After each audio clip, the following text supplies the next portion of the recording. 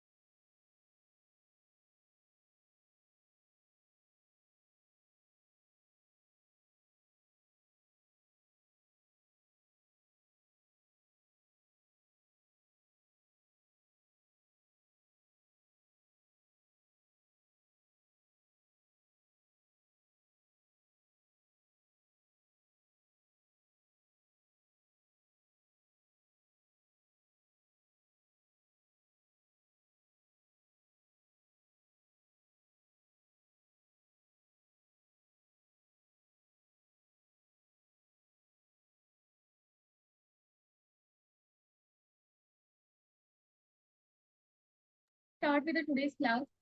आज की क्लास में हम क्या पढ़ेंगे that I will discuss. But before that, let's recall हमने previous class में क्या पढ़ा था. So let's go through that first. So हमने कैलकुलेट किया था electric field because of ring. Hello Srishti, good afternoon. I was just waiting for you people. ठीक है, चलो कोई नहीं. So first we will recall. So ring के लिए हमने इलेक्ट्रिक फील्ड का वैल्यू निकाला था और हमें इलेक्ट्रिक फील्ड का वैल्यू कितना आया था. Electric field came to be K Q X divided by R square plus X square 3/2, where this is the x and this was your r. है ना. This was the formula. I give you some homework. कितने लोग तुमने किया क्या सृष्टि? Homework हुआ था क्या?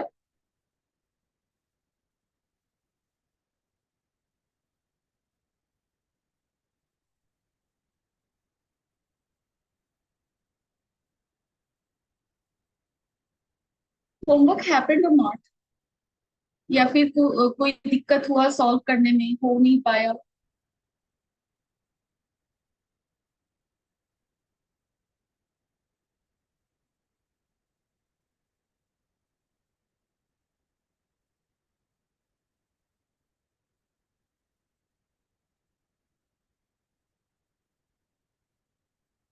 Any Srishti? Okay, just just give me some time.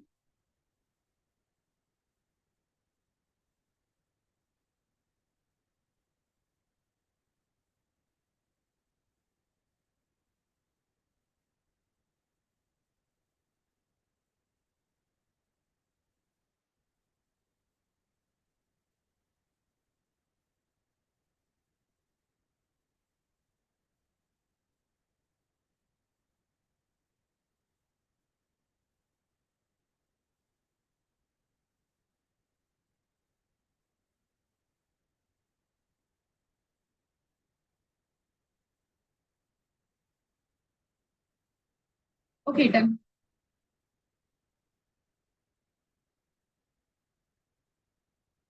ठीक है चलो।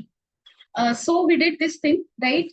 Because of ring, we calculated electric field, and electric field came to be kqx by r square plus x square 3/2. Done है। नेक्स्ट तुम लोग मुझे बताओगे डिस्क के लिए पी पॉइंट पे इलेक्ट्रिक फील्ड का वैल्यू क्या आया? What was the electric field here? Can anyone let me know what value we got? You can unmute yourself. जेनबी, मेहसाना, सुस्ती, I have allowed you to mute yourself. Sorry, unmute yourself. You can do that. बोल सकते हो तुम लोग। और you can like chat box में लिखना इजी नहीं होगा क्योंकि that is a complex thing. So can anyone answer me, क्या आया था, याद है किसी को? So electric field, if you remember, and if I'm writing it correctly, sigma into 2 pi something divided by 1 minus x by r square plus x square का power कितना था? 1/2। ठीक है, so this was this, right? So let me write it here. Sigma 2 pi 1 minus x by r square plus x square का power 1/2. You can recheck this thing, okay? If this constant was same or not. I feel like it's this, but yeah, this is the formula, so you can recheck. Next thing we studied was electric flux. तो flux क्या होता है? Flux को मैंने rain से भी compare किया था कि how much water you will be able to collect will depend on कि जिस कंटेनर में आप वाटर कलेक्ट कर रहे हो उसका एरिया क्या है और उस कंटेनर को रेन के डायरेक्शन के रिस्पेक्ट में किस तरह से रखा है आपने। ठीक है। So similarly I said flux में, फ्लक्स के केस में इलेक्ट्रिक फील्ड को रेन ड्रॉप समझो और ये जो एरिया यहाँ पे दिख रहा है येलो कलर में इसको कंटेनर समझो। तो how many electric field lines are crossing this area, that is basically flux. और वो डिपेंड करेगा इलेक्ट्रिक फील्ड के डेंसिटी पे, वैल्यू क्या है, एंड सेकेंड थिंग एरिया क्या है, and third thing what is the angle between electric field and area, so that is your E A cos theta. ठीक है। So this is going to be your electric flux. Now let's move on to second thing. आज के class में हमारा जो largely हमारा discussion का topic है वो है application of Gauss law. So let's see हम लोग इसको कैसे करेंगे। कल के क्लास में मैंने कुछ डिस्कस भी किया था, बट आज की क्लास में मैं उसको फिर से रिवाइज करूंगी। सो गॉसेस लॉ एक्चुअली था क्या? अगर पहले तुम देखो गॉसेस लॉ क्या था। सो अगर कोई भी क्लोज सर्फेस का मतलब मैंने बताया था 3D सर्फेस। तो अगर कोई 3D सर्फेस के अंदर चार्ज है, सपोज कर लो यहाँ पे Q1 है, यहाँ पे Q2 है, then total flux through this close surface के लिए जो फॉर्मूला आया था वो फॉर्मूला क्या था? Total flux was equal to sigma, sorry, Q enclosed, that is here Q1 plus Q2 divided by permittivity of media। अगर मैं इस रीजन को वैक्यूम ले लूं तो यहाँ पे एप्सिलॉन नॉट है। इसी को हमने एक्सप्रेशन के टर्म में लिखा था E dot D S through close surface is equal to Q enclosed by epsilon naught. मैंने तुम लोगों को ये भी बताया था कि अगर दो चार्ज यहाँ मैंने अंदर लिया है, सपोज कर लो मैंने दो चार्ज या तीन कुछ चार्जेस मैंने बाहर भी ले लिए, यहाँ Q4 डाला और यहाँ Q3 डाला। मैंने तुम लोगों को बताया था कि जो ये फ्लक्स होगा, flux is this thing, right? तो जो फ्लक्स होगा that will totally depend on कि क्लोज सर्फेस के अंदर चार्ज क्या है। लेकिन अगर मैं इस इलेक्ट्रिक फील्ड की बात करूं तो क्लोज सर्फेस के अंदर कोई भी एक पॉइंट ले लो, इस पॉइंट पे जो इलेक्ट्रिक फील्ड होगा वो Q1 की वजह से, Q2 की वजह से, Q3 की वजह से और Q4 की वजह से, तीनों की ही वजह से होगा, सॉरी चारों की वजह से होगा। सो electric field is because of charges inside and outside, but total flux is because of what? Only charge enclosed inside. That is going to be the thing. ठीक है, ये हमने पढ़ा था। उसके बाद अब हमें गॉसेस लॉ को अप्लाई करना है, और अप्लाई क्यों करना है? So that we can calculate electric field. क्योंकि उसके फॉर्मूला में अगर आप ध्यान से देखो तो E dot D S is equal to Q enclosed by epsilon. If we are able to apply this formula, E का वैल्यू हम निकाल सकते हैं। डन। सो गॉसेस लॉ को अप्लाई करने के लिए जो सबसे पहला काम करना है वो ये है कि गॉसियन सरफेस को चूज करना है। पहले ना तुम line by line in steps को सुनते जाओ, उसके बाद when I will apply you will understand कि इसका क्या सिग्निफिकेंस। ठीक है। सो चलो पहला स्टेटमेंट देखते हैं। पहला, गॉसियन सरफेस को चूज करने के लिए हमें कौन कौन से पॉइंट्स को ध्यान में रखना है। पहला, मैंने भी कल डिस्कस किया था कि eight every point on the surface magnitude of electric field is either uniform और जीरो। यानी कि हमें ये मेक श्योर करना है कि जो गॉसियन सरफेस हम ले रहे हैं उसके हर पॉइंट पे इलेक्ट्रिक फील्ड आइदर कांस्टेंट है या इलेक्ट्रिक फील्ड क्या है, जीरो। ऐसा नहीं है कि अगर इलेक्ट्रिक फील्ड कांस्टेंट ना हो और जीरो ना हो तो गॉसेस लॉ यूज नहीं कर सकते, बट उसका एप्लीकेशन करना देन बहुत ज्यादा डिफिकल्ट हो जाएगा, क्योंकि कैलकुलेशन बहुत ज्यादा कॉम्प्लिकेटेड हो जाएगा। उस केस में हम इंटीग्रेशन को कर नहीं पाएंगे सही। ठीक है। सो कैलकुलेशन के ईज के लिए हम गॉसियन सरफेस को इन दोनों पॉइंट्स को ध्यान में रखकर सेलेक्ट करते हैं। That is our motto basically. So अगर आप सेकेंड पॉइंट की बात करो, at every point on the surface electric field is parallel और परपेंडिकुलर टू द सर्फेस। यानी कि इलेक्ट्रिक फील्ड आइदर परपेंडिकुलर है एरिया वेक्टर के, या इलेक्ट्रिक फील्ड क्या है, perpendicular to the area vector है। अगेन इसका क्या सिग्निफिकेंस है, क्यों ले रहे हैं हम ऐसा, क्योंकि अगर आप गॉसेस लॉ को देखो तो ई डॉट डीएस का टर्म ले रहे हैं। ठीक है, देखो मैं तुम्हें समझाती हूँ इन दोनों पॉइंट्स को हमने क्यों कंसिडर किया है। अगर यहाँ पे आप लिखते हो ई डीएस कॉस थीटा, देखो अगर ई कांस्टेंट हो जाता है देन वो इंटीग्रेशन साइन से बाहर आ जाएगा। अगर थीटा हमारा, फर्स्ट केस में थीटा क्या हो जाएगा, जीरो, सेकेंड केस में थीटा क्या हो जाएगा, 90। अगर थीटा जीरो है तो ये वन हो जाएगा, यानी कि ई बाहर आ गया, इंटीग्रेशन के अंदर सिर्फ डीएस बचा, सिर्फ एक वेरिएबल बचा। तो एक वेरिएबल को इंटीग्रेट करना इज इजी। सो अगर हमने कौन कौन से अजम्पशन को लिया, ई इक्वल टू कॉन्स्टेंट और थीटा इक्वल टू जीरो, तब हमें ये मिला। अगर हम ई को जीरो ले ले तो टोटल फ्लक्स ही उस केस में जीरो हो जाएगा, तो no need of calculation. And second case, अगर थीटा को 90 ले ले तो cos 90 again zero, no need of calculation. So हम लोग गॉसियन सरफेस ऐसे क्यों चूज कर रहे हैं, what is the reason behind it. So reason is to make the calculation easier. It's not like कि अगर आप ऐसे सेलेक्ट नहीं करते हो तो गॉसेस लॉ को यूज नहीं कर सकते। That is valid still for any close surface you are choosing, right. To the long you are taking charge enclosed inside. ठीक है। सो these 2 points we are taking into consideration for the ease of calculation, nothing else. ठीक है। अब देखो यहाँ पे मैंने चीजों को और इजी बनाया, तुम लोगों के लिए एक इंफॉर्मेशन दे दिया है मैंने यहाँ पे। और वो इंफॉर्मेशन ये है कि अगर आप एक इन्फिनिट रॉड के लिए इलेक्ट्रिक फील्ड निकाल रहे हो, ठीक है, तब जो गॉसियन सरफेस चूज करोगे वो कोएक्सियल सिलेंडर होगा। अगर इन्फिनिट प्लेन की वजह से इलेक्ट्रिक फील्ड निकाल रहे हो तब जो गॉसियन सरफेस होगा वो पिल बॉक्स की तरह होगा। कैसा पिल बॉक्स दिखता है that I will show you later, just some minutes after. और थर्ड क्या है, अगर स्फेरिकल सेल की वजह से इलेक्ट्रिक फील्ड निकाल रहे हो तब गॉसियन सरफेस कंसेंट्रिक स्फीयर होगा। ये तीन चीज ही हम जनरली यूज कर रहे हैं थ्रू आउट आवर डिस्कशन। और तुम जब भी क्वेश्चन करोगे ये तीन गॉसियन सरफेस से ही डील कर रहे होंगे। सो that is why I have like made it pronounced like by mentioning it here in the slide. एक और हो सकता है but okay that we will do again in the question if we get. ठीक है, but this is prominent one. ठीक है, चलो। सो हमने गॉसियन सरफेस, पहला स्टेप क्या है, choose a Gaussian surface. Gaussian surface को कैसे कैसे चूज करना है मैंने बता दी। अब दूसरा काम क्या है, अगर तुमने गॉसियन सरफेस चूज कर लिया तब उसके बाद फ्लक्स निकाल लो, है ना। यानी कि गॉसेस लॉ का जो एक्सप्रेशन है ये, इसको सॉल्व करने के लिए हमें क्या क्या निकालना पड़ेगा, ये निकालना पड़ेगा और ये, है ना।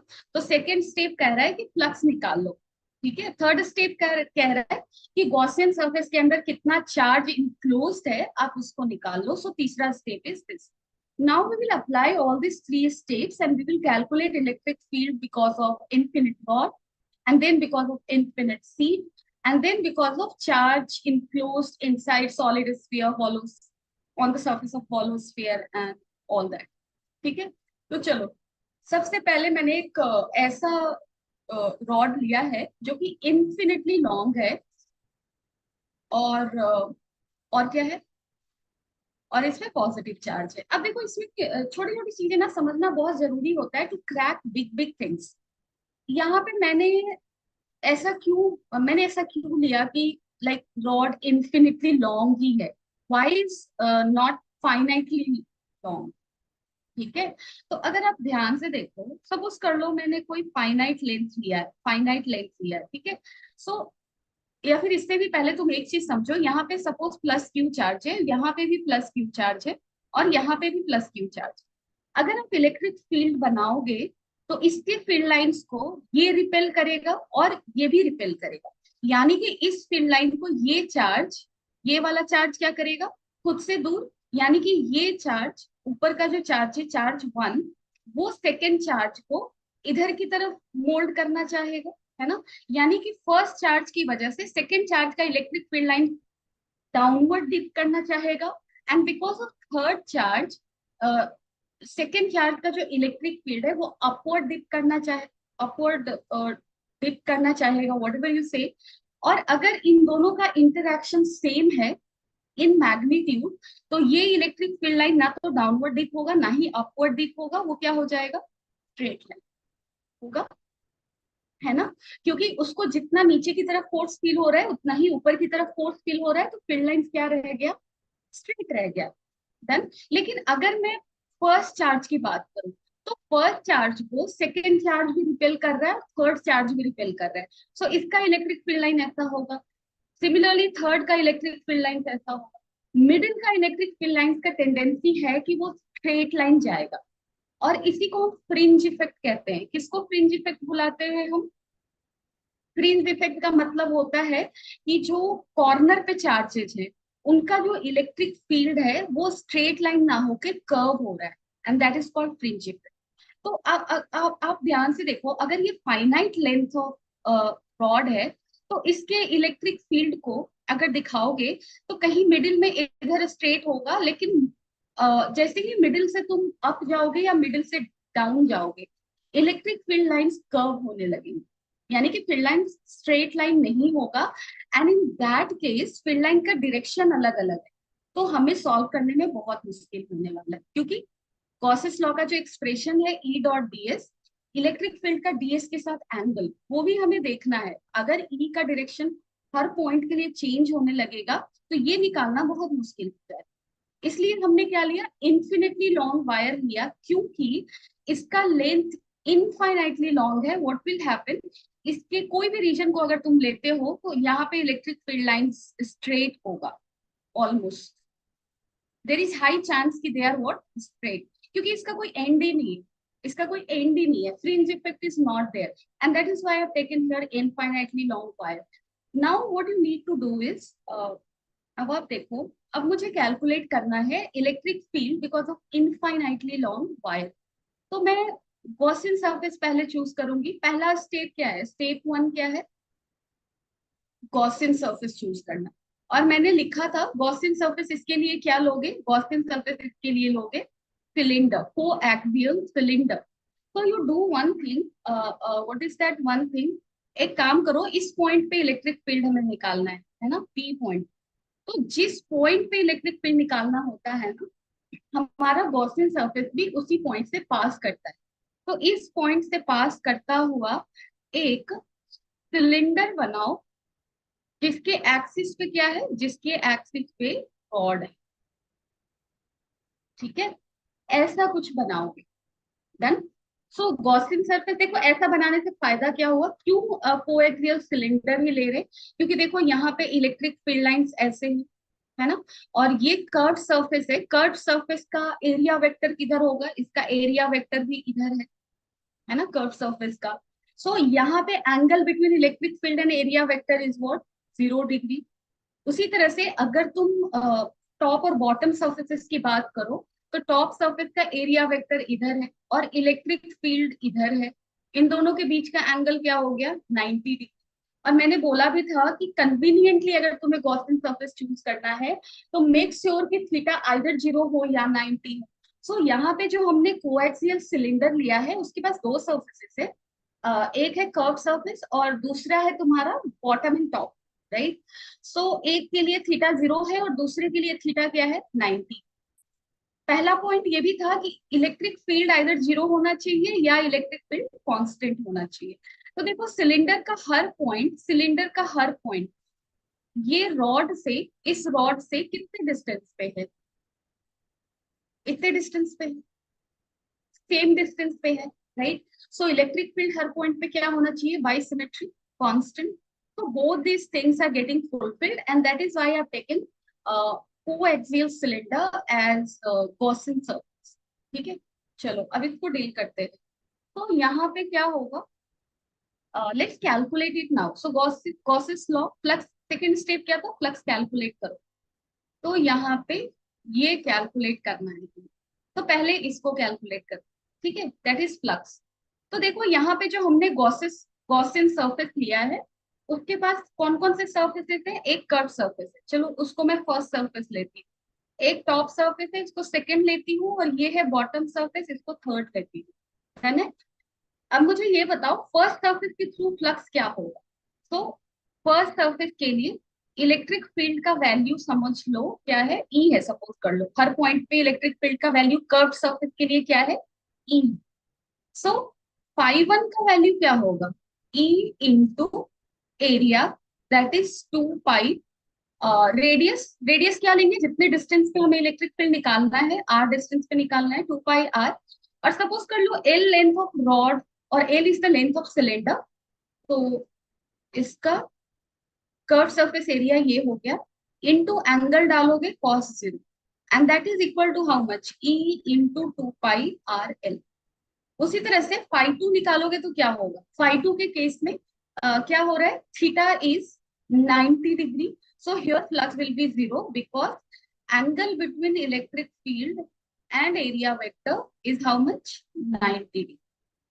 ठीक है, उसी तरह से फाई थ्री तुम्हारा क्या हो जाएगा, 0, क्योंकि यहाँ पे भी दोनों के बीच का एंगल क्या है, दैट इज योर 90 डिग्री। ठीक है, सो टोटल फ्लक्स हमारा कितना आया, E into 2 pi R. First second step हो गया, थर्ड स्टेप क्या बोला था, क्यू इनक्लोज निकाल लो। तो तुम देखो इस सिलेंडर के अंदर जो गॉसियन सरफेस हमने लिया है उसके अंदर कितना चार्ज इंक्लोज है। सो उसके अंदर कितना लेंथ ऑफ रॉड है, एल लेंथ ऑफ रॉड है। So L length of rod जो होगा उस पे कितना चार्ज होगा। सो यहाँ पे सपोज कर लो charge per unit length, charge per unit length का वैल्यू लैम्डा दिया हो, सपोज कर लो charge per unit length is how much, lambda. Then charge on L length will be how much, it will be, Q enclosed will be equal to how much, lambda into L. Done. So this is this. Now let's put the values and get the answer. So total flux क्या लिखोगे, E into 2 pi R L, and this will be equal to lambda L by epsilon naught. So this L will get cancelled, and E will be equal to lambda by 2 pi epsilon naught R. So this is the value of electric field, lambda by 2 pi epsilon naught R. So if there is an infinitely long rod having linear charge density lambda, then electric field at a distance R will be given as lambda by 2 pi epsilon naught R. Anyone having any doubt? किसी को कोई doubt है इसमें?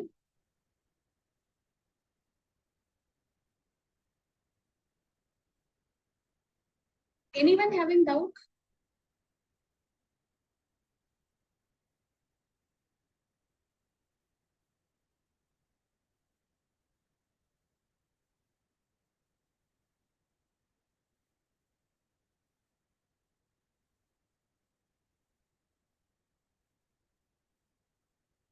No? Yes?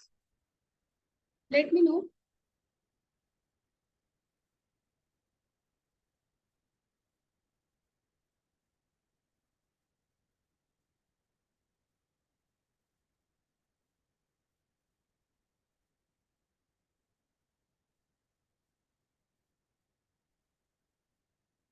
Okay, not replying, so I will go with the next. Next हमें क्या निकालना है? Next, we need to calculate electric field because of seat of charge, and this seat is infinitely long again. So how we will calculate this? How to calculate for seat? If you remember, seat के लिए मैंने आप लोगों को बताया था which surface to take as Gaussian surface, pill box. ठीक है, अब देखो pill box कैसा दिखेगा. So it is also a cylinder that will basically pass like it is cutting it. ठीक है, तो उसको कट करता हुआ वो पास कर गया. That is your this is called pill box basically. तो दिस इज ऑल्सो सिलेंडर.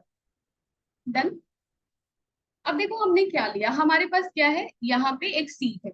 अब अगर आप सीट को इमेजिन करो तो what will happen if this is a seat carrying positive charge, then electric field because of this will be like this, like this.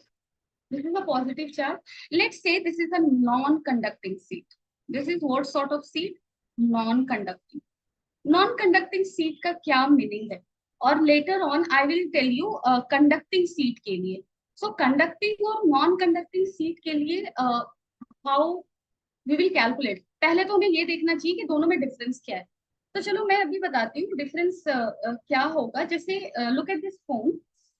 If you see, अगर ये non conducting seat है तो इसके एक ही surface पे charge होगा, एक surface पे ही सिर्फ चार्ज होगा. और अगर वो कंडक्टिंग सीट है, since it is a conductor, conductor का फंक्शन क्या होता है, वो कंडक्ट करता है. ठीक है, सो जो भी चार्ज आप उसको दे रहे हो एक सरफेस पे, वो एक सरफेस पे नहीं रह पाएगा, वो थ्रू आउट डिस्ट्रीब्यूट हो जाएगा. सो अगर डायग्राम में मैं बोलूं कि कंडक्टिंग सीट है तो आप क्या समझोगे, आप समझोगे कि उस सीट के दोनों तरफ चार्जेस. ठीक है, और अगर मैं बोलूं कि सीट नॉन कंडक्टिंग है, इसका मतलब ये है कि उसके एक सरफेस पे ही सिर्फ चार्ज. ठीक है, so this is how we will move. अब ध्यान से देखो, मैंने नॉन कंडक्टिंग लिया यानी कि सिर्फ एक सरफेस पे चार्ज है, लेकिन इलेक्ट्रिक फील्ड तो दोनों तरफ ऐसे निकलता हुआ दिखेगा ना, क्योंकि अगर फर्स्ट सरफेस पे भी चार्ज है तो इलेक्ट्रिक फील्ड ऐसे निकलेगा, इस चार्ज की वजह से इधर भी निकलेगा, इधर भी निकलेगा. ठीक है, so this is like this. Now let's calculate again. अगर आप इसको कैलकुलेट करोगे, क्या कैलकुलेट करेंगे? Gaussian surface is clear. Now second step क्या है, फ्लक्स को निकालना. सो चलो गॉसेस लॉ को लिख लेते हैं. लिख लिया हमने, ये हुआ हमारा इक्वेशन. अब हमारा सेकंड स्टेप क्या था, स्टेप वाइज चलते हैं, इजी होता है. सो टोटल फ्लक्स निकालो, total flux through the Gaussian surface. हमारा गॉसियन सरफेस ये है, ये भी एक सिलेंडर है, तो इसके पास दो सरफेसेस होंगे, एक कर्व्ड होगा और दूसरा होगा बॉटम और टॉप का. यानी कि इस सरफेस को कर्व्ड को मैं सरफेस 1 बोल रही हूँ, इस सरफेस को सरफेस 2 बोल रही हूँ, और इसको मैं क्या बोल रही हूँ, सरफेस 3. डन है. अब चलो सरफेस 1 के थ्रू निकालते हैं, that is curve surface area. तो अगर आप कर्व सरफेस एरिया को सही से नोटिस करोगे तो क्या दिख रहा है, कर्व सरफेस एरिया का एरिया वेक्टर किधर होगा, ध्यान से देखो, दिस इज अ सिलेंडर, इसके कर्व सरफेस का एरिया वेक्टर इधर होगा. और तुम यहाँ पे सीट के लिए ध्यान से देखो, सीट का इलेक्ट्रिक फील्ड का डायरेक्शन इधर है, ऐसे है ना. सो इन दोनों के बीच का एंगल क्या दिख रहा है हमें, एंगल दिख रहा है 90 डिग्री. डन. यानी कि सरफेस 1 के लिए एरिया वेक्टर और इलेक्ट्रिक फील्ड के बीच का एंगल है 90 degree.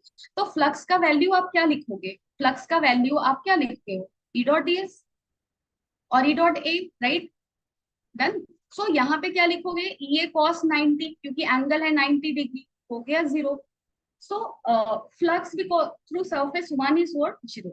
Now flux through surface 2. 2 कौन सा surface है, ये है.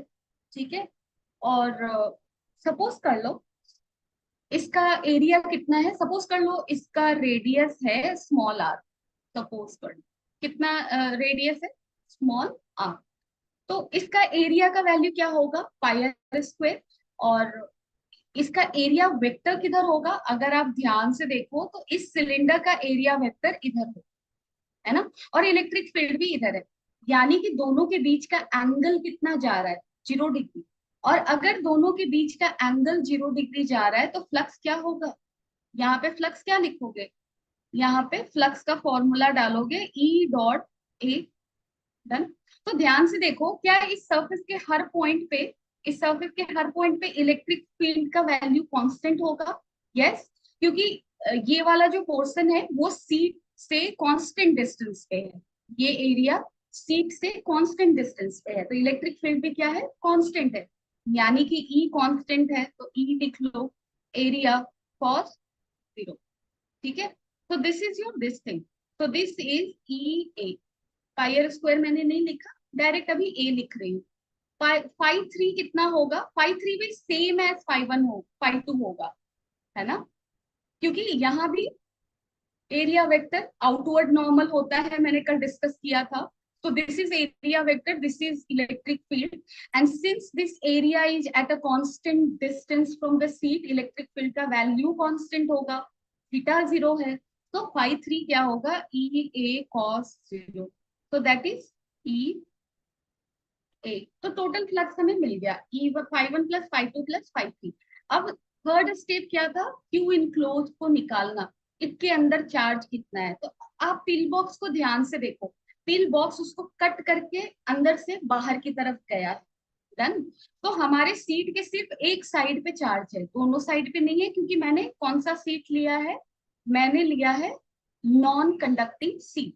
तो अगर आप ध्यान से देखो नॉन कंडक्टिंग सीट को, what you are going to get here, ये देखो नॉन कंडक्टिंग सीट के इस एरिया को ये पिल बॉक्स कट करता हुआ बाहर निकला है।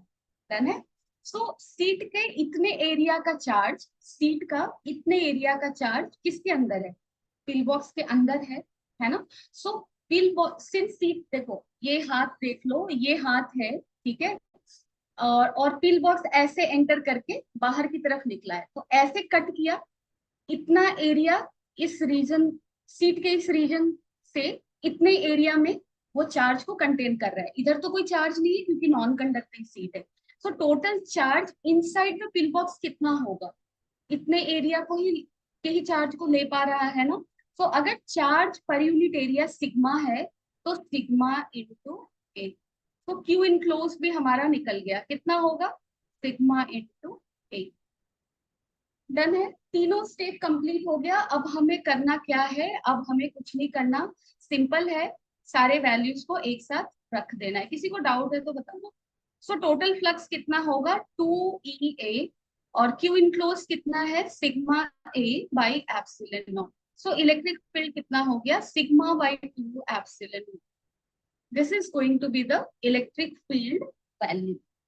And I have not done for conducting seat. I want you to do this. Conducting seat के लिए तुम लोग करना और निकालना इलेक्ट्रिक फील्ड का वैल्यू क्या आ रहा है। You need to apply this. ठीक है। डन है।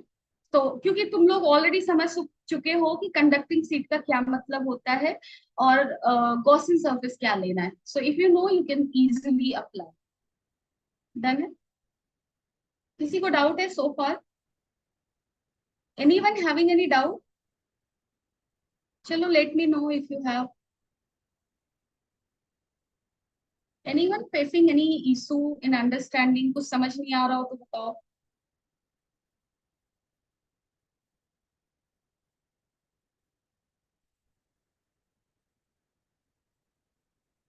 No one? Nothing?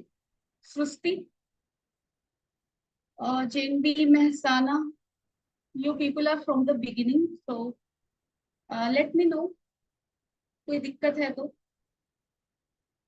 And late joinees, what happened here? I really wait for you people. Please do come on time. है ना?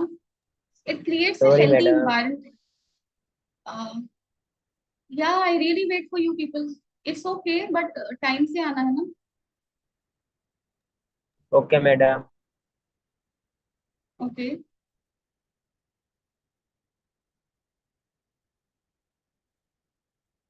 चलो ठीक है, no one is having any doubt.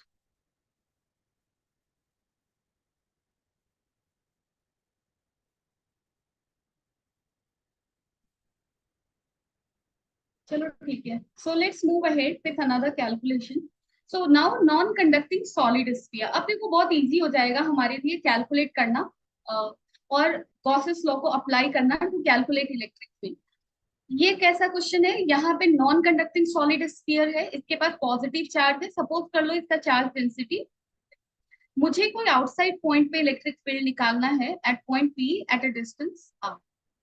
तो क्या करेंगे, सबसे पहले गॉसियन सरफेस सेलेक्ट करेंगे, और गॉसियन सरफेस को सिलेक्ट करने से पहले इलेक्ट्रिक फील्ड हमेशा ड्रॉ कर लेनी चाहिए, क्योंकि तभी हम चेक कर पाएंगे कि गॉसियन सरफेस के हर पॉइंट पे इलेक्ट्रिक फील्ड कांस्टेंट और जीरो है कि नहीं, थीटा 0 और 90 है कि नहीं। डन। तो देखो यहाँ पे इलेक्ट्रिक फील्ड लाइंस कैसा होगा, it will come out like this, positive charges है, so like this will be like radial vectors, ठीक है। so this is this, इसीलिए मैंने तुम लोगों को बताया था कि अगर स्फीयर के लिए तुम लोग इलेक्ट्रिक फील्ड निकाल रहे हो तो गॉसियन सरफेस हमेशा क्या लेना है, कंसेंट्रिक स्फीयर। तो गॉसियन सरफेस मैंने ले लिया स्मॉल आर रेडियस का एक स्फीयर। जैसे क्यों लिया, क्योंकि यहाँ पे देखो इस सरफेस के लिए इलेक्ट्रिक फील्ड ऐसे जाएगा, और इस सरफेस की अगर तुम बात करो तो इसका एरिया वेक्टर भी किधर होगा, area vector of sphere is where, towards outward normal. so this is the direction of area vector and this is also the direction of electric field here. so E और A के बीच का angle क्या जा रहा है, 0 degree. And the second thing, यहाँ पे देखो जो हमने गॉसियन सरफेस लिया है जो कि एक कंसेंट्रिक स्फीयर है, वो सेंटर से कांस्टेंट डिस्टेंस पे है उसका हर point, that is at a distance of small R. So by symmetry इसके हर पॉइंट पे इलेक्ट्रिक फील्ड का वैल्यू क्या होने वाला है, कांस्टेंट, सेम होगा, ठीक है। सो दोनों ही इशू रिजॉल्व हो गया। चलो अब हम लोग डायरेक्टली फॉर्मूला में पुट करते हैं और निकालते हैं। तो क्या पुट करोगे, ई डॉट डी एस निकालना है flux Q enclose by epsilon. तो देखो इलेक्ट्रिक फील्ड तो हर पॉइंट पे कांस्टेंट है, into DS into angle cos theta value will be 1 क्योंकि थीटा इज 0 डिग्री। तो this is this Q enclosed, enclose charge का वैल्यू क्या होगा, ध्यान से देखो, इस ये जो गॉसियन सरफेस है इसके अंदर ये पूरा का पूरा स्फीयर है ना इसके अंदर। सो अगर इस स्फीयर पे टोटल चार्ज क्यू है, सपोज कर लो चार्ज डेंसिटी रो है और टोटल चार्ज कितना है क्यू, तो क्यू इनक्लोज कितना है, क्यू ही है, क्यू बाई एप्सिलॉन नॉट। अब आप एक काम करो, ई कांस्टेंट है तो इंटीग्रेशन साइन से बाहर लेकर आ जाओ, cos 0 1 integration of ds q by epsilon naught. E integration of ds means sum of all surface area. तो इसका पूरा सरफेस एरिया का वैल्यू कितना होगा, इस गॉसियन सरफेस के सरफेस एरिया का value 4 pi R square, 4 pi R square Q by epsilon naught. So electric field का वैल्यू क्या होगा, सबको याद होगा, 1/4 pi epsilon naught Q by are square, है ना। तो तुम लोगों ने पढ़ा भी होगा मे बी, क्योंकि तुम लोगों का सिलेबस में तो ये पढ़ा दिया गया होगा कि अगर एक स्फीयर है और उस स्फीयर के पास चार्ज है और अगर उसकी वजह से तुम आउटसाइड पॉइंट पे इलेक्ट्रिक फील्ड निकाल रहे हो, तो ये इस तरह से बिहेव करता है कि सारा चार्ज सेंटर पे है और आर डिस्टेंस पे इलेक्ट्रिक फील्ड क्या हो जाता है, के Q by are square. So it behaves like all charge is at the center and then at certain point we are calculating electric for outside point. Okay. So this is the value. Anyone having any issue, any doubt? किसी के पास doubt है? सृष्टि, जयंती, Mahisagar, Mehsana, anyone? No ma'am. Okay. ठीक है, चलो। Now we will see this is non-conducting solid sphere. Non-conducting solid sphere के लिए अब इस पॉइंट पे निकालो। तो इस पॉइंट पे जब निकालोगे तो इस पॉइंट के लिए गॉसियन सरफेस क्या लोगे, अब देखो सारा निकालने की जरूरत नहीं है, इसके लिए गॉसियन सरफेस इस पॉइंट से पास करता हुआ एक स्फीयर लोगे, यानी कि यही एक स्फीयर होगा, सेम स्फीयर गॉसियन सरफेस की तरह एक्ट करेगा, है ना। और अगर फ्लक्स निकालोगे तो अगेन यहाँ पे E into 4 pi R square flux आएगा, क्योंकि इसका पूरा एरिया है 4 pi R square. Electric field constant है हर जगह, so we can directly use the formula E dot A. E और ए के बीच का एंगल भी क्या है, 0 degree, just like before, right. तो दिस इज दिस, उसके बाद क्या लिखोगे, क्यू इनक्लोज, तो इस गॉसियन सरफेस के अंदर ही पूरा चार्ज लाई कर रहा है, तो क्यू बाई एप्सिलॉन नॉट। तो इलेक्ट्रिक फील्ड अगेन सरफेस पे कितना हो जाएगा, के क्यू बाई, अगर रेडियस आर है तो यहाँ पे आर लिखो, के क्यू बाई आर स्क्वायर। के कैसे होगा, 1/4 पाई एप्सिलॉन नॉट को क्या लिखते हैं, के, राइट। तो आउटसाइड पॉइंट के लिए के क्यू बाई स्मॉल आर का स्क्वायर, ऑन द सर्फेस के क्यू बाई आर स्क्वायर। अब चलो इनसाइड पॉइंट पे निकालते हैं, जिसका मैंने होमवर्क दिया था तुम लोगों को। आई डोंट नो, तुम लोगों ने तो किया नहीं होगा, आई नो, तुम लोग रिस्पॉन्स ही नहीं करते। थोड़ा इंटरेस्ट लो, काम होगा, ठीक है, कंटिन्यूअस रहना पड़ेगा। अब देखो इनसाइड पॉइंट पे मुझे निकालना है, तो हम क्या करेंगे, तो हम सबसे पहला काम जो करेंगे वो ये है कि इस पॉइंट से पास करता हुआ, इस पॉइंट से पास करता हुआ एक स्फीयर बनाएंगे। जिस पॉइंट पे इलेक्ट्रिक फील्ड निकालना है उस पॉइंट से पास करना, यानी कि अगर स्मॉल आर डिस्टेंस पे निकालना है तो स्मॉल आर रेडियस का एक स्फीयर बना लिया आपने, ठीक है। अब देखो क्या होगा, इलेक्ट्रिक फील्ड ऐसे ऐसे जा रहा है ना। Am I audible to everyone, और anyone is facing any issue? Am I audible and perfectly visible?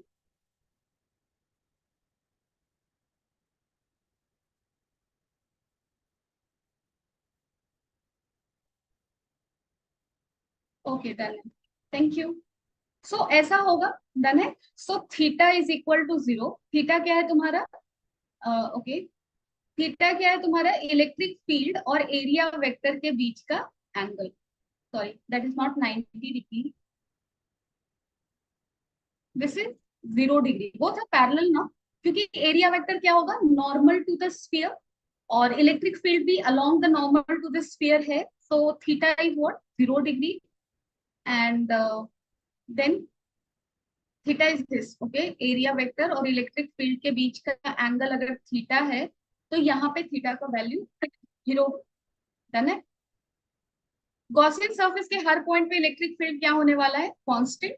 क्यों, क्योंकि गॉसियन सरफेस का हर पॉइंट इस स्फीयर के सेंटर से सेम डिस्टेंस पे है, तो because of symmetry electric field क्या होने वाला है, uniform at all points of, on all points of the Gaussian surface, यानी कि ई क्या है तुम्हारा, कांस्टेंट, डन है। तो चलो अब फ्लक्स निकाल लेते हैं, तो फ्लक्स क्या होगा, एक काम करो, E dot A formula easily use कर सकते हैं, क्योंकि E is constant, A is angle between E and A is also constant, है ना, that is same, theta equal to 0 degree. तो एक काम करो, E A cos 0, electric field का वैल्यू नहीं पता, एरिया हमें पता है 4 pi R square cos 0, so this is flux, done है। अब हमें सेकंड सेकंड स्टेप हम क्या करते हैं, सेकंड स्टेप में हम क्यू इन क्लोज निकाल लेते हैं, ठीक है। सो क्यू इन क्लोज क्या होगा, अब देखो इस गॉसियन सरफेस के अंदर पूरा चार्ज तो नहीं आया है स्फीयर का, है ना। सो मैंने बोला था जो सॉलिड स्फीयर है उसका चार्ज डेंसिटी वो है, तो अगर चार्ज डेंसिटी रो है तो इसके अंदर कितना चार्ज होगा, volume of the Gaussian surface, क्योंकि यहाँ पे चार्ज वॉल्यूम में डिस्ट्रीब्यूटेड है, so volume of the Gaussian surface that is 4/3 pi R cube into rho, done. So this is the charge influence. Now put the value and you will get the answer. Nothing much you need to do. So चलो अब values को हम put करते हैं. So E into 4 पाई r square को मैं क्या लिखूंगी, 4/3 4 पाई r क्यूब, इसको कैंसिल कर दो। सो इलेक्ट्रिक फील्ड का वैल्यू क्या आएगा, रो आर बाई, सॉरी यहाँ पे एप्सिलॉन नॉट लिखोगे क्योंकि Q enclose by epsilon not लिखना है, rho R by 3 epsilon. So this is going to be the answer. सबको क्लियर है, anyone having any doubt in this thing, किसी को डाउट है?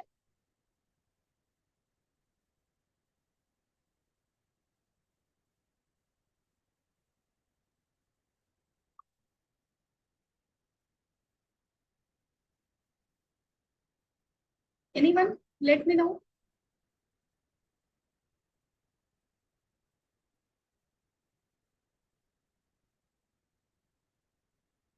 चलो ठीक है, I will move ahead then. Non conducting hollow sphere, so this is a hollow sphere, ठीक है। And this is non conducting. Outside point पे कितना होगा, अगर इस पे चार्ज टोटल क्यू ले लो, सरफेस पे टोटल चार्ज कितना है क्यू, तो यहाँ से पास करता हुआ तुम गॉसियन सरफेस लगाओगे, अगेन ई हर पॉइंट पे कांस्टेंट होगा, ई और एरिया वेक्टर के बीच का एंगल 0 डिग्री होगा, टोटल फ्लक्स कितना होने वाला है E into pi R square, और यहाँ पे क्यू इनक्लोज कितना होगा क्यू होगा, क्योंकि इसके अंदर पूरा का पूरा स्फीयर अंदर है। तो गॉसेस लॉ यूज कर लो। गॉस लॉ अगर यूज करोगे तो E into 4 pi R square equal to क्या लिखोगे क्यू। तो इलेक्ट्रिक फील्ड क्या हो गया के Q, sorry Q by epsilon not, के क्यू बाई आर स्क्वेयर, है ना। So putting the formula, getting the answer same as non-conducting solid sphere, same answer आ रहा है ना। अब नॉन कंडक्टिंग हॉलो स्फीयर के लिए भी अगर टोटल चार्ज क्यू है तो इलेक्ट्रिक फील्ड का फॉर्मूला क्या आएगा K Q by capital R का स्क्वायर, same as before we will do, है ना। और इनसाइड पॉइंट पे अगर आप यूज करते हो, इनसाइड पॉइंट पे तो क्या होगा, तो गॉस लॉ क्या बोलता है, total flux through close surface is equal to Q enclose by epsilon naught. अब आप ध्यान से देखो, ये हॉलो स्फीयर है, इसका चार्ज सरफेस पे डिस्ट्रीब्यूटेड है, गॉसियन सरफेस के अंदर कितना चार्ज है, कितना चार्ज है बताओ, यहाँ पे जो लोग बैठे हो बताओ, गॉसियन सरफेस के अंदर यहाँ पे कितना चार्ज है।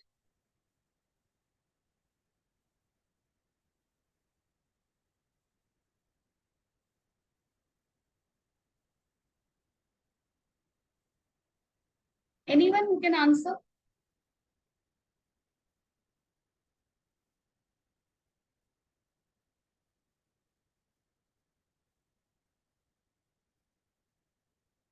यार आंसर करो please. What is the value of Q enclosed here, Q enclosed is equal to what, that is my question, let me know everyone.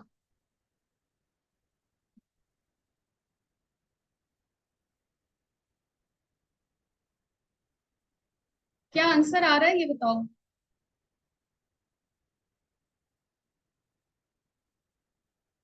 Oh my God, इसके अंदर कोई चार्ज नहीं है, दिख रहा है ना तुम लोगों को, सारा चार्ज सरफेस पे है। तुम लोग मेरी एनर्जी बिल्कुल डाउन कर देते हो, I can not do anything यार, you don't answer even the basic thing, let it be then. So Q enclosed here is 0. If this is 0, then this hole will become equal to 0. So if hole is equal to 0, it means electric field here is 0. So at inside point for non-conducting hollow sphere, electric field will be 0.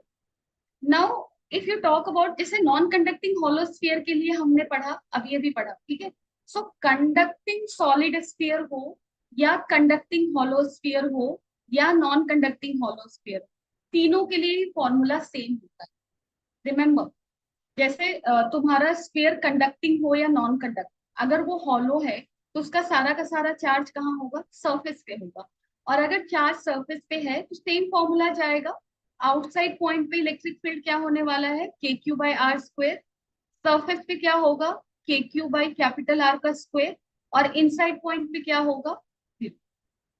तो even if this sphere is conducting और non conducting, this hollow sphere, electric field का formula same जाएगा। Now come to the conducting solid sphere.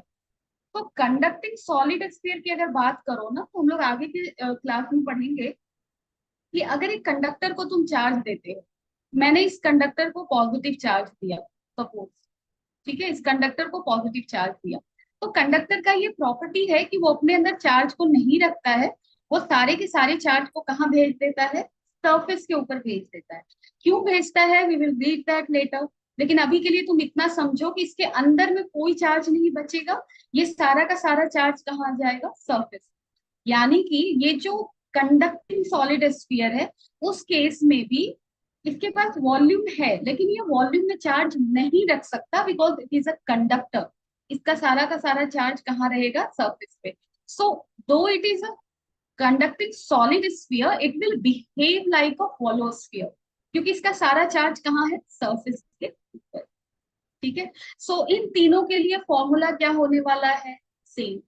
only difference in the formula is for what, non conducting solid sphere, जिसके inside point पे electric field zero नहीं होता है, rho R by 3 epsilon not होता है। Otherwise सारे के लिए फॉर्मूला सेम है, आउटसाइड पॉइंट पे के क्यू बाई आर स्क्वायर और ऑन द सर्फेस के क्यू बाई कैपिटल आर का square and inside point 0। Only for non conducting solid sphere inside point पे electric field is non-zero and its value is what is rho r by 3 epsilon naught. So this is all the recap. Anyone having any doubts till now? चलो जल्दी से बताओ। वैसे मुझे पूछना नहीं चाहिए तुम लोगों का रिकॉर्ड देखकर, आंसर करने के रिकॉर्ड देखकर, बट क्या करूं, मजबूरी है। तुम लोग आंसर ही नहीं करते, कुछ बोलते ही नहीं।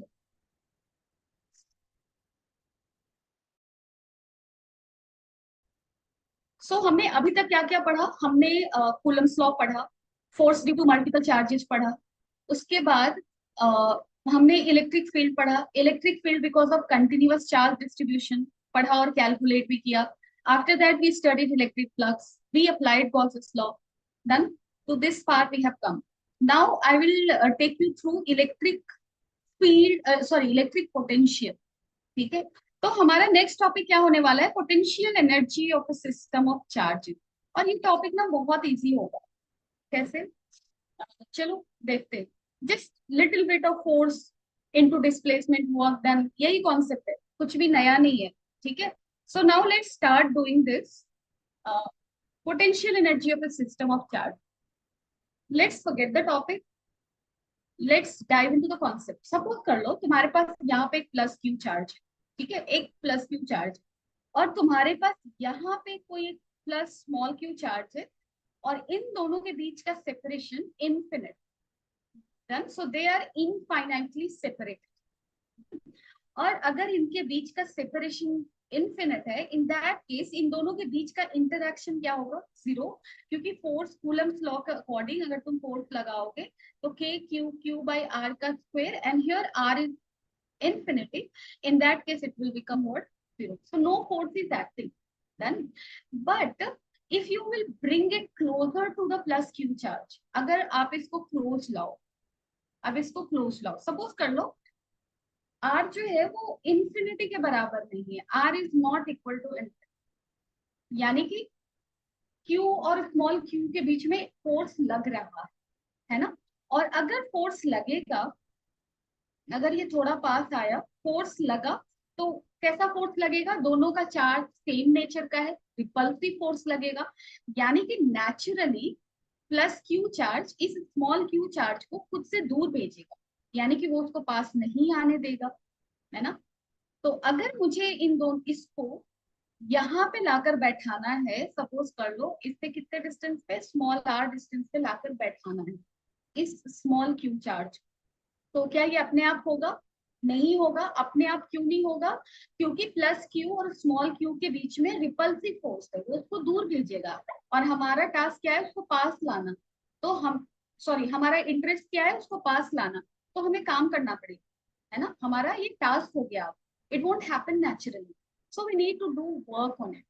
And how much work we will do? Suppose I want to I want to pick this charge from r is equal to infinity to r is equal to r without making it accelerate, यानी कि ये यहाँ भी rest में था और यहाँ भी मुझे लाके ऐसे रखना है सच दैट ये किस में हो? रेस्ट में। ठीक है, यानी कि हम इस पे जो भी टास्क करेंगे उस टास्क का सिंगल पर्पस ये होगा कि वो उस रिपल्सिव फोर्स को निग्लेक्ट कर सके, उसकी एनर्जी हमें नहीं बढ़ानी है। इनिशियल वेलोसिटी भी जीरो था, फाइनल भी जीरो ही रखना है। हमारा इंटरेस्ट क्या है?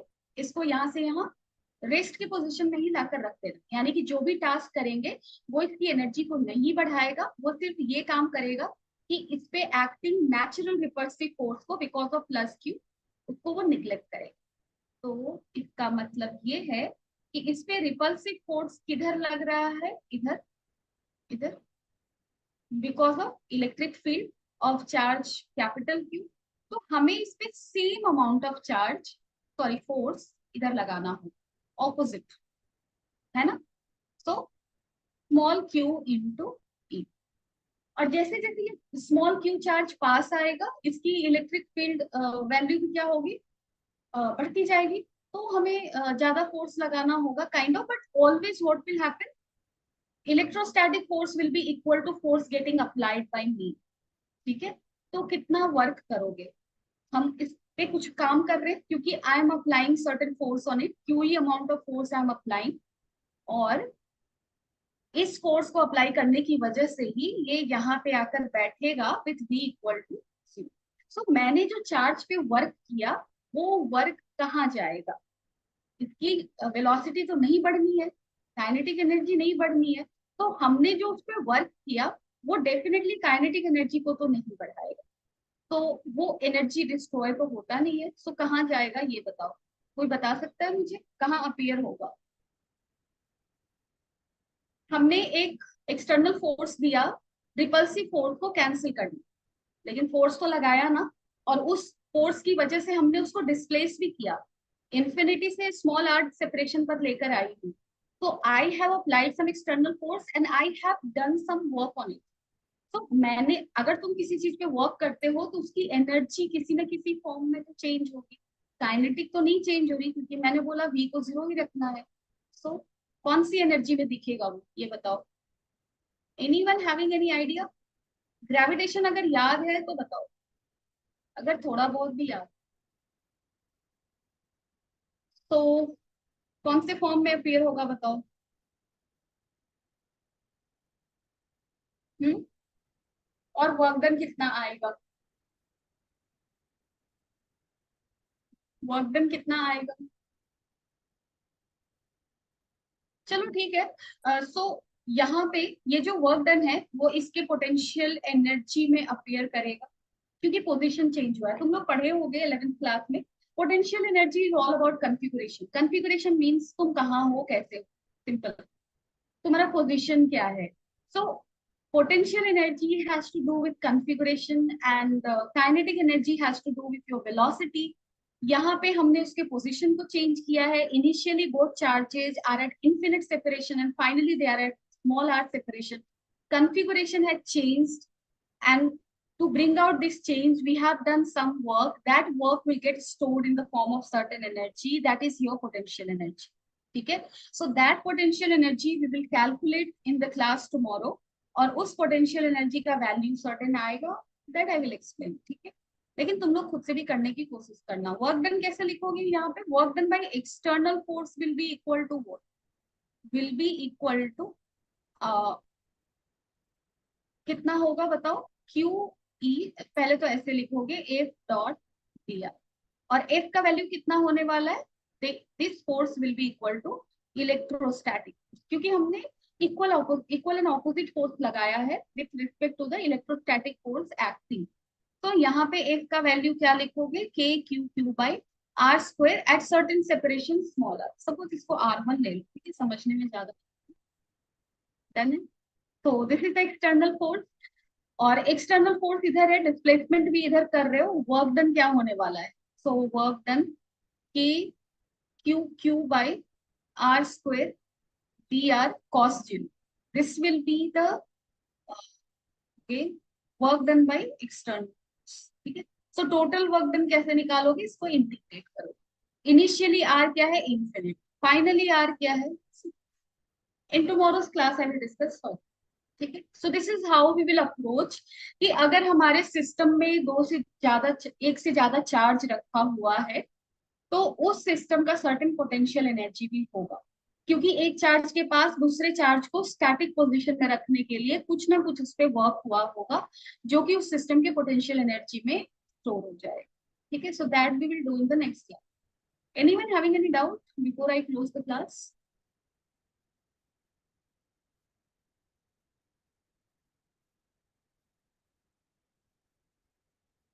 Okay, I will just give me some second.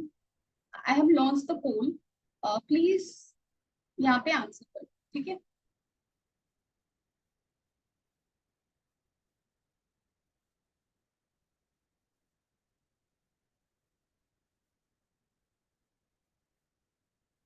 Please everyone do answer.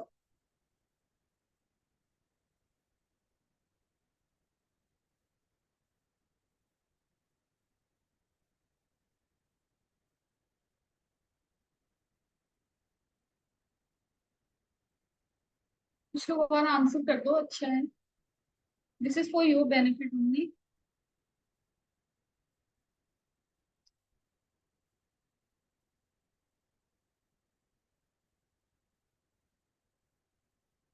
Okay, two of you answered. Thank you.